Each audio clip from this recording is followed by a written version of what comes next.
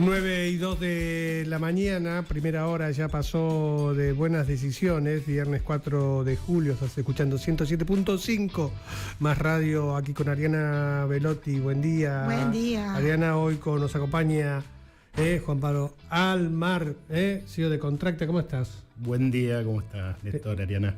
Buen día, bienvenido. Hablamos de los sesgos dedicados a la tecnología, CEO de Contracta, firma digital, y cuando llegó dijo, pensé que iban a entrar con los sesgos de la inteligencia artificial, ¿no? De la tecnología. La tecnología creo que se impregna constantemente de sesgos, ¿no? Porque uno va cargando y cuando carga datos, cuando programa inclusive, creo que los sesgos van puestos ahí y es más difícil que la tecnología los cambie. Ya nos cuesta cambiar a nosotros, ¿no? Que cuando entró la programación, la idea a la tecnología es muy difícil que se cambie, porque no se piensa a sí misma, ¿o sí? No se piensa a sí misma. Sí, tal cual, es muy complicado porque nosotros transmitimos nuestros sesgos a la tecnología también. La tecnología... ¿Cómo? Acércate un poco. Nosotros transmitimos nuestros sesgos a la tecnología. Cuando se entrena un algoritmo de inteligencia artificial, se entrena con datos de la vida real en general. En esos datos de la vida real hay sesgos, ¿no? Hay diferencias, no hay tantos hombres como mujeres, por ejemplo. Entonces eso puede generar los sesgos de la inteligencia artificial sobre una selección de personal automatizada. Con lo cual sí, esa situación es complicada, y en el mundo que se viene, donde la inteligencia artificial probablemente tome un rol importante en todos los ámbitos de la sociedad, cómo tome las decisiones y cómo pueda o no pueda generar sesgos que terminen discriminando a determinados grupos o en determinadas decisiones, va a tener un efecto potencialmente muy, muy grande a nivel global.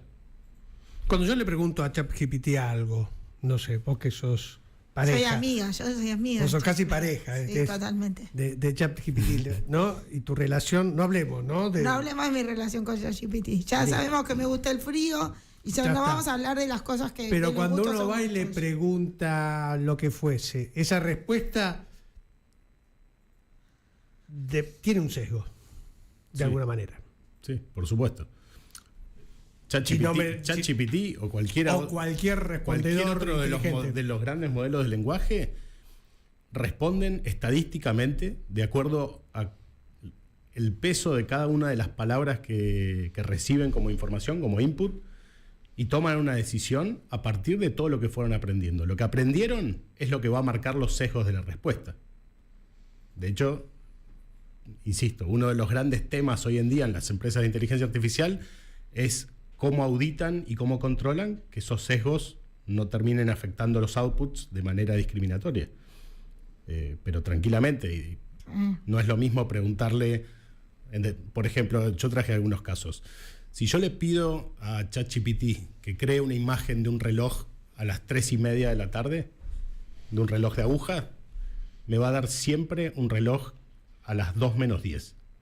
No hay forma, por ahora, ¿no? Hasta que lo entiendan y lo corrijan, que me genere el reloj a las 3:30 de la tarde. Lo cual es increíble, porque yo le puedo pedir un montón de imágenes de lo que se me ocurra y las produce bastante bien, pero con algunas cosas tiene un sesgo. Ese sesgo de que está alimentado, de cómo alimentaron en su momento con fotos de relojes a las 2:10, lo cual es medio loco. Algo detrás de eso debe haber, y cuando quisieron alimentarlo, me imagino que deben, por alguna razón que no conocemos, deben haber puesto muchos relojes a las 2:10. Pero eso es algo muy loco. Lo mismo que si quiero que alguien haga algo con la mano izquierda, ¿no? Quiero pedir una foto o un video de una persona haciendo algo con la mano izquierda y va con la derecha. O sea, ChatGPT tiene un sesgo hacia los diestros, por ejemplo. Porque hay más diestros que zurdos en el mundo. No sabemos, supongo que es porque hay más diestros, y también porque no hubo un proceso de cuidado al momento de entrenar el algoritmo. El algoritmo no es como si fuésemos nosotros, pero a gran escala, con una cantidad de información fenomenal, ¿no? Con toda la información que está pública en Internet se entrenó a estos modelos de lenguaje. Si no la curás y te fijas con qué lo estás entrenando, después te vas a encontrar con la realidad, es que se tomó los sesgos de todo lo que ya está en Internet, que somos nosotros los que lo ponemos también. Yo Entonces, puede haber una curaduría debe haberla. Debe haberla, no sé si la hay, pero debe haberla. Puede ser una profesión casi. Bueno, ahí te vas a encontrar. Las empresas que van a triunfar, digamos, son los que lo hagan de la manera más ética y cuidadosa posible.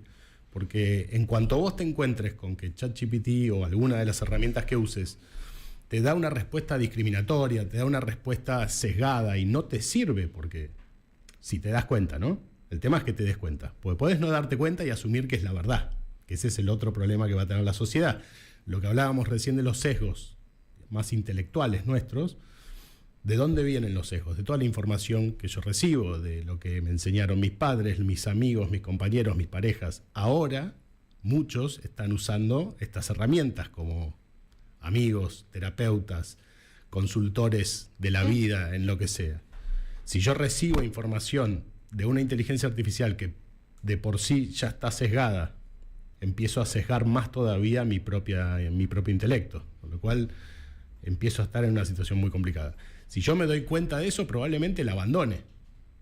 Con lo cual, las grandes empresas que manejan los grandes modelos de lenguaje están buscando que esto se desarrolle con cuidado y con la menor cantidad de sesgos posible. Por ejemplo, si implementás uno de estos sistemas para selección de personal, vos querés evitar que tenga un sesgo hacia las personas de color, por ejemplo, ¿no? Deberías hacer el esfuerzo de que no discrimine a una persona de color simplemente porque en una empresa nunca hubo demasiados empleados de color, ¿no? Porque de hecho esto pasó. Sí. Amazon hace unos años implementó un sistema de inteligencia artificial para leer los CVs y seleccionar los mejores CVs y se encontró con un sesgo en contra de las mujeres. Básicamente porque años antes, ¿cómo se entrenó a ese algoritmo? Se entrenó con las selecciones anteriores. Con las selecciones anteriores. Y al principio en la industria tech, la verdad es que había un sesgo hacia masculino porque eran más los hombres en general los que entraban a trabajar en el mundo tech. Eran más los hombres que estudian ingeniería, eran más hombres. Sí, era una industria de hombres. Después con los años fue cambiando. Ahora, hoy no querés discriminar por si es hombre o por si es mujer, sino por qué cosas hizo, dónde estudió, qué experiencia tiene, habilidades, etcétera.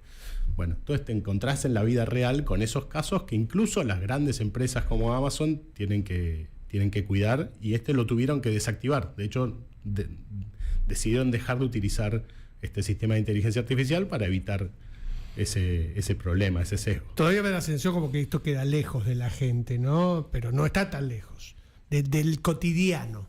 Bueno, no, hay muchas empresas que están implementando sistemas de inteligencia artificial para selección de personal, o por lo menos para preselección. ¿Qué pasa? La gente que se dedica a selección de personal por ahí recibe 10.000 currículums en una búsqueda, una empresa grande, ¿no? 10.000 currículums. ¿Cómo haces para leer 10.000 currículums en los tiempos que te pide la estructura organizacional, que vos los leas y selecciones y hagas las entrevistas? Entonces están empezando a utilizar algoritmos de inteligencia artificial. Esperemos que no estén sesgados. Algún sesgo tienen. Algún sesgo tienen, siempre, ¿no? Sí, entonces, sí, obviamente. También es importante que el que está detrás, el humano, the human in the loop, el humano que está detrás, que esté controlando a ver qué está saliendo en el output, ¿no? Che, tengo solo hombres. No, acá hay algo que es raro. Tengo solo hombres rubios. No. Bueno, lo mismo. Salvo que le parezca bien. Bueno, salvo que le parezca bien, que esté cómodo con ese sesgo. Con ese sesgo, claro. Y ahí, bueno, la realidad sería que si él lo hubiese leído, hubiese seleccionado lo mismo, ¿no? Creo que ese es el punto, ¿no? Porque le meto el parámetro, ¿no? Entonces estoy buscando una persona de tales características en estos parámetros. El parámetro muchas veces es un sesgo, ¿no? Ayer hablaba con una persona que tiene una consultora para empleabilidad de personas mayores de 50. Bueno, si la persona que hace la búsqueda menores de 35, ahí le mete el corte. Después vemos si las habilidades de la persona de 42 que mandó el currículum entran o no entran. Por eso el tema va a ser el humano. Sí, ¿y dónde pongo el foco cuando busco personal? ¿Pongo el foco en variables duras como la edad, o el sexo, o el origen, o la nacionalidad, o pongo el foco en las habilidades? Entonces ya empiezo a ver otra cosa totalmente distinta. Ahí ya no me importa ni la edad, ni el color de pelo, ni el color de ojos, ni de dónde viene, etcétera, sino qué es lo que puede hacer o qué es lo que demostró que puede hacer. Estás escuchando a Juan Pablo Altmark, CEO de Contractia, columnista especial nuestro acá, invitado cada primer viernes a ayudarnos de cada mes, ayudarnos a pensar y a tomar, en definitiva, buenas decisiones. Hasta las 10 de la mañana, buenas decisiones. Gracias por este tema, la canción Lógica, Supertramp. Sí, debe ser fines de los 70, ¿no? Si me confirmás ese dato, Juan Carlos, por estas cosas que me llevan a mi más tierna infancia, cuando escuchaba radio 79, ¿sí? 13 años en ese momento tenían esta @Néstor Farcas, y la única manera de copiar, ponían los cassettes voy a llevarte un recuerdo así, ¿no? Entonces escuchaba la radio y grababan los temas que salían por la radio, y salían, entonces se armaban los TDK esos de 90 minutos, ¿no? Y entre tema y tema que hacía clac, clac, cada vez que le dabas pausa, y los temas estaban todos empezados, ¿no? Porque, viene ese tema, clac, soltabas. ¿Cómo cambió, Y el maldito operador que decía horizonte. Y salía el locutor, claro. ¿No? Pisándote la intro y diciéndote la canción Lógica. Y pensar que después apareció el iPod y el MP3 y fue la gran revolución, ¿no? Y ahora tenemos el acceso a toda la música que se nos ocurra, toda.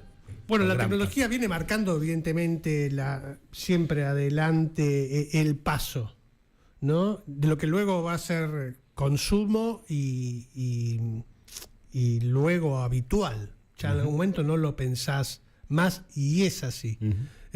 Y cada época tiene su etapa de transición entre una cosa y la otra. Pensaba, porque quiero ir a la firma electrónica y a los contratos, que es algo que me preocupa y me lleva todos los días trabajo, pero me acuerdo de cuando se pasó del colectivero del monedero, cuando uno sacaba las monedas, había ¿se acuerda? El colectivo había un boleto de papel, el tipo llevaba las monedas. Y buscabas en Capicúa, y hoy debe ser. Yo debo tener por ahí guardado algún Capicúa todavía, y hubo que pasar a la máquina expendedora de boletos con moneda. Pero fue un drama. Un dramón para los empresarios. Yo trabajaba en esa empresa con empresas de colectivo, y me dedicaba a hacer comunicación para empresas y cómo utilizar, ¿no? Y las nuevas empresas y las nuevas máquinas, ¿no? Y bueno, ahora a nadie se le ocurriría volver para atrás, y esto es habitual, ¿no? Y ya está metido ya en la idea. Los costos de la nueva tecnología bajaron sustancialmente en los últimos años. Entonces eso habilitó a que contratar una nueva tecnología no es lo mismo que hace 30 años, ¿no? Pero los sesgos, ¿no? Cambiar de herramienta, cambiar de situación es de un costo no monetario, es de un costo de idea. Sí, cultural. Es un costo cultural, porque tengo que cambiar justamente el sesgo. Obvio. ¿No? Y cómo miro aquello que miro. Contractia, la empresa de firma digital y electrónica que utilizamos en el mundo inmobiliario mucho, sobre todo todos aquellos que somos RE/MAX, y vos que te mudaste seguramente con RE/MAX en alguna instancia de su proceso, te llegó la posibilidad de decir, tengo que ir a la oficina a firmar la autorización de venta de mi casa. Me llegó una reserva, una oferta, tengo que contestarla, tengo que ir. No, porque yo recién puedo ir el jueves. Pero sí, ¿cómo el jueves? Si hoy es viernes, yo no puedo esperar hasta el jueves. Sí, porque el fin de semana yo me voy, el lunes tengo, el miércoles es feriado, aprovecho el fin de semana, el martes tengo, entonces, pero de acá al jueves la oferta no existe más, preciso que la firmes. Realmente hay cosas que van con el tiempo y que no pueden estar fuera de... Sobre todo lo comercial, ¿no? Digo, si yo quiero vender, quiero comprar, cuanto antes pueda cerrar una operación, más chances tengo de que eso efectivamente se cierre y no quede en el aire. Entonces la posibilidad de la firma electrónica a partir de un contrato o un recibo o un escrito, que yo hago un acuerdo entre dos partes, y que ponernos de acuerdo sea solamente ingresar en Contractia, subir ese documento, y que cada uno pueda validar su identidad y hacer una firma así de fácil con el dedo sobre la pantalla de tu celular, y quedar sellado un contrato entre partes, casi de ciencia ficción. Sí, ya no quizás. Ya no quizás, pero digo, para muchos, ¿no? Que sí, porque es un sesgo esto también. Sí es cierto que la firma hológrafa, la firma manual, cuando durante muchos años es algo muy cultural, ¿no? O sea, el firmar sobre el papel, el trazo, el ruido que hace, el sonido que hace la virome o la lapicera al momento de firmar, se volvió como culturalmente la manera apropiada, ¿no? La manera que generaba confianza. Aparte, ver a la otra persona firmando. ¿Qué pasa? Cuando no vemos a la otra persona, ahí sí queremos y le pedimos al escribano o a alguien que diga que esa persona efectivamente firmó. Digo, el escribano, el banco. Que es ese mismo el que está firmando. Claro, inclusive delante mío. Porque no estoy con él, porque vivimos en lugares distintos, porque se firma en momentos distintos. Creo que la tecnología no viene a suplir al escribano en todas las situaciones, porque hay momentos donde es fundamental, pero viene a suplir en aquellas situaciones donde llegar a esa instancia es muy difícil, muy costoso. Te viene a dar una posibilidad de firmar un documento con pleno valor legal, totalmente a distancia, estando incluso en países distintos, a miles de kilómetros de distancia, sin ninguna diferencia, porque en definitiva lo que necesitamos son datos que no tiene importancia dónde esté la persona ubicada, ¿no? Pensaba en estas semanas pasadas, después de un hecho que pasó con la herencia de la escritora Beatriz Arlo, ¿no? Falleció hace unos años, Beatriz, y que dejó una nota escrita, y todo radicaba en si esa firma, ¿no? En un testamento con firma holográfica era válido o no era válido. Podría no sé si suplantarse la palabra, pero podría uno hacer un testar, por ejemplo, y dejar un mensaje, un acuerdo con valor jurídico. La firma misma estaba también cuestionada. Por ¿no? eso, con valor jurídico es difícil, porque el código te establece que los testamentos, las escrituras traslativas de dominio y algunos otros documentos tienen que ser documentos públicos a través de un escribano. Que tiene cierta lógica. Cuando vos no vas a estar, ni siquiera para oponerte o para confirmar que ese documento lo firmaste vos, bueno, más vale que haya alguien que esté totalmente seguro de que fuiste vos, y eso se lo damos, ¿no? Pero bueno, después tenés 1 millón de documentos que vas a firmar a lo largo de tu vida, donde la posibilidad de firmarlos desde el celular y desde donde estés te va a ahorrar tiempo, te va a ahorrar dinero, y va a permitir que los distintos actores económicos y sociales que avancen a este tipo de tecnologías, y lo están avanzando todos, al margen de Contractia en particular. Hoy las transferencias, vos podés abrir una cuenta de banco sin estar presente, haciendo la validación biométrica como hacemos nosotros al momento de la firma. Después, al momento de hacer una transferencia, es decir, estás autorizando al banco a que le dé tu plata a otra persona, que se la mande a otra persona, y lo haces con un token, ¿no? Entonces también es una firma electrónica. En cada caso, dependiendo de quién eso fue efectivamente real y que vos firmaste y autorizaste esa operación, va a depender cómo está configurado, y si utilizás un esquema de firmas electrónicas estilo Contractia, donde vos tenés un documento, un contrato o cualquier cosa muy customizada, o si vos estás utilizando la plataforma del banco, por ejemplo, el home banking. Está muy bien, no sé, seguramente, Adriana, a lo mejor... Yo tengo varios pensamientos, ya sabía, ¿no? Dale, sí, porque si no te... El primero... Estabas calladita porque estabas pensando. No, porque los estaba escuchando. El primero es, yo creo que en términos de la legislación, hay dos cosas que van más lento que la tecnología: la cultura y la legislación, sin duda. Entonces, cualquier cosa tiene procesos de adaptación, de incorporación de tecnología, y unas curvas muy interesantes de innovación y cómo la sociedad se va subiendo a eso. Y creo que mi papá cuenta, mi papá cuando nosotros éramos chicas laburaba en una época para un banco americano, y fue a hacer una formación mediados de los 80 a Estados Unidos, Y su jefe dijo en una conferencia, el dinero físico va a dejar de existir, principios de los 80. Y papá vino y dijo, mi jefe dice que el dinero físico va a dejar de existir. Y parece loco, yo no sé si lo voy a ver, pero creo que va a pasar. Y ahora papá te dice, tengo que ir a Carrefour a sacar plata porque me quedé sin efectivo. Y mi mamá le dice, los viejos tenemos que usar billetes para tener noción del dinero. Y mi papá le dice, bueno, anda vos a Carrefour a sacar. Si no, paga con tu celular, no sé.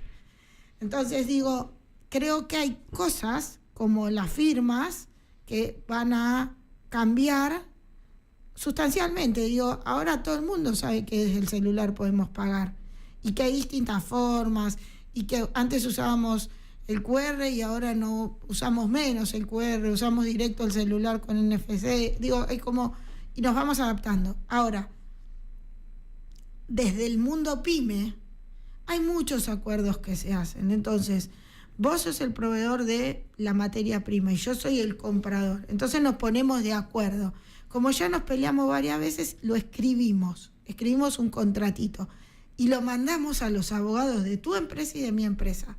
Pero después lo firmás vos en tu empresa, yo lo firmo en la mía y nos quedó el papel. Y en realidad, si tenemos un problema, eso es poco... El abogado que lo tome después te va a decir, ¿pero no lo firmaste por escribano? No. ¿No certificaste la firma en el banco? No. O sea que no tiene fecha cierta. No. Tenemos un problema. Y hay herramientas que el empresario pyme, que el emprendedor, digo, yo tengo modelos de NDA con clientes, tengo un montón de cosas que te lo firmo y te lo mando escaneado y ya está. Y no tiene fecha cierta. Y vale 2,50 que tenga fecha cierta y la cobertura es diametralmente otra. Te lo permite el código, ¿no? Ya por lo menos. Y eso es un montón a la diferencia de la validez legal. No era tan fácil darle fecha cierta a un documento electrónico claro. En el pasado, porque se utiliza en otros países, se utiliza lo que es un ente certificante de timestamp, de sello de tiempo, ¿no? Sí. Tiene un reloj atómico que está configurado con el reloj de Argentina y te sella en un momento determinado un documento electrónico con una fecha y un horario confiable. Acá en Argentina eso no existe, pero ahora lo que aparecieron son las blockchain, ¿no? Las cadenas de bloques como Bitcoin y Solanas y otras más que estampan y tienen un sello de tiempo cada vez que se sube información en un bloque de la cadena. Así como cuando vos estás haciendo una transferencia de bitcoins y te mandás 0,0001 de una billetera a otra, en ese momento se sella y te permite chequear, o a cualquier persona, digo, es público, con lo cual a cualquier persona podría chequear que esa transacción se hizo en un momento determinado. Bueno, y ahora se puede hacer muy muy rápido, se puede registrar la huella digital de un documento que firmaste, por ejemplo, en Contractia, la podés registrar en un bloque de la blockchain de Solanas, por decir, que es bastante rápida, y a partir de ahí te queda fecha cierta y verificable por cualquier tercero. Eso nosotros lo incorporamos para que sea automático, ¿no? Para que no tengas que ir y hacerlo de manera manual, que es un poco más engorroso. Nosotros en el mercado inmobiliario, que hasta hace no mucho, en la actualidad algunos espacios, ha predominado lo informal, ¿no? Mirá, se mete a tu casa, a la inmobiliaria del barrio, y yo te la pongo en venta. Es más, se la tienen otros dos más, le dije a uno, ¿no? Había poca cosa firmada, las ofertas, o vino uno que me dijo que tengo uno que te quiere ofertar tanto y no sabes si es verdad, si es cierto, ¿no? Creo que RE/MAX vino acá a traer un poco de transparencia por el proceso, ¿no? Y por el formato que venía de afuera, porque somos en definitiva una franquicia con determinados estándares de procesos, ¿no? Hoy no hay nada, por lo menos en nuestro caso, que no esté firmado, ¿no? Y que una reserva conformada está cuando alguien viene a hacer una oferta con un criterio de contrato, alguien va y la responde para sí o para no, o en su defecto, y alguien va y se notifica. O sea, hay 3 firmas para que una reserva esté conformada y tenga validez jurídica. Sin un proceso de firma electrónica... Es imposible. Se hace muy lento, por lo menos. No es imposible porque funciona, de alguna manera funciona. Es caro, es lento. Pero pasa todo el tiempo, constantemente. Yo tengo una propiedad con 3 herederos, porque falleció mamá, y uno vive en Estados Unidos, el otro en España. Y yo en Mendoza. Y ya tengo que arrancar para que me autoricen a venderla, que también es una autorización, es un documento firmado por un tiempo, por un plazo. Siempre es... Van a tener que venir en algún momento. En algún momento van a tener que venir, pero van a tener que venir salvo que tengan apoderados. Pero alguien va a tener que venir a firmar, evidentemente, pero cuando la situación está ya consolidada. Tal cual. Ya conseguiste el comprador. Ya está el comprador y ya vamos a firmar la escritura y ya está consolidada, con fecha, con proceso, con estudios de título. Ya han pasado varias instancias que si no estaban bien hechas y firmadas antes, no iba a llegar jamás a eso tampoco. No, tal cual. ¿No? Entonces es muy importante para el mercado inmobiliario, para vos que sos cliente, decir, ¿ustedes cómo arman su... ¿no? Más allá del valor muchas veces que me pueden poner a una propiedad, ¿cómo es que ustedes trabajan? ¿Cómo vas a trabajar vos conmigo, con mi propiedad? No, es tener Contractia y tener firma electrónica es muy importante dentro del proceso. ¿Sí? Decir, bueno, ¿con qué corres? Y mira, yo corro con, un Citroën 3CB. Lindo. Pero claro, no vale, no puedo salir a competir en un mercado por lo menos en la ciudad, de 6.000 escrituras. Para que haya 6.000 escrituras tiene que haber ya 15.000 reservas dando vuelta para que el próximo mes haya. Y todo un sistema si no contás con una empresa, en este caso Contractia, porque es obediente, porque es nuestro socio fundamental de RE/MAX, pero hasta vos vas a decir, me vas a hacer acordar que es cuando un socio te da valor. Estratégico. Socio de capital. Claro, socio estratégico es muy importante. Te voy a cerrar porque son y 57. Sí, nos fuimos conversando. Te voy a cerrar. Voy a empezar por lo que vos dijiste. Contractia le da RE/MAX productividad y competitividad fundamental en la era en la que estamos. No hay otra. Si no vamos por ahí, perdemos tiempo, perdemos recursos, perdemos energía.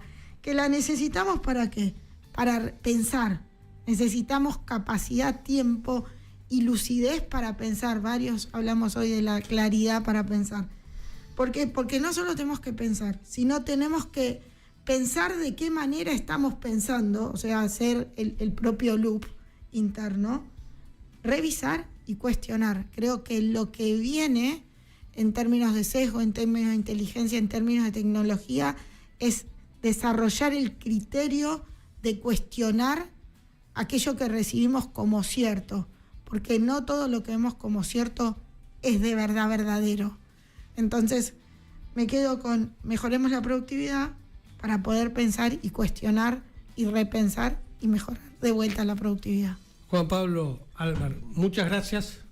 No, gracias a ustedes, un placer. Gusto, yo me voy, sigo y hablando. Así que gracias a todos, gracias